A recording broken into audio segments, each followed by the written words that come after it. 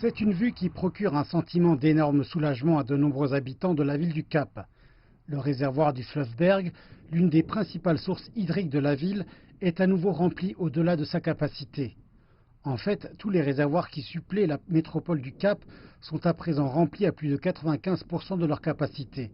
C'est une amélioration significative des niveaux d'eau depuis le début de la sécheresse. Les réservoirs sont remplis et c'est une vue qui nous remplit tous de joie parce que nous n'avons pas vu ça depuis environ 2014, lorsque tous ces réservoirs étaient presque pleins. Ils le sont à environ 95% et certains le sont complètement, et ils varient manifestement tous. Mais c'est un formidable changement étant donné qu'en nous, juste au jour zéro, et que nous étions inquiets en 2018, juste après janvier, que nous n'arriverions pas à tenir jusqu'aux prochaines pluies d'hiver. Une succession de systèmes de tempêtes a apporté des précipitations torrentielles et les inondations ont permis de remplir des réservoirs quasiment à leur pleine capacité. La fonte des neiges des pics avoisinants a aussi aidé puisque le ruissellement a rempli les bassins versants. Alors que les restrictions hydriques de niveau 1 sont toujours en place, une moyenne de 633 millions de litres d'eau est consommée chaque jour. C'est à peine la moitié des volumes d'avant la sécheresse.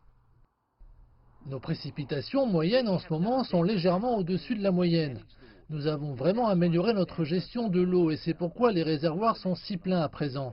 En partie grâce aux précipitations moyennes et aussi parce que nous avons réduit notre demande en eau.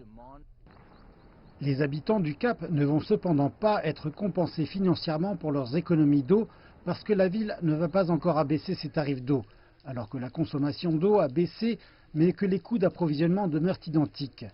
Réduire le rationnement d'eau est toutefois considéré. Nous sommes actuellement au niveau 1 de restriction hydrique, donc le niveau en dessous serait sans aucune restriction.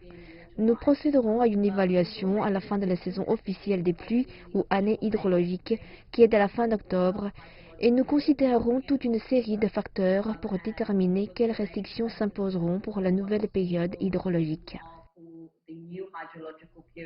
Les niveaux des réservoirs sont peut-être bons, mais sans doute pas pour très longtemps, alors que les changements saisonniers apporteront un temps plus chaud et moins de précipitations.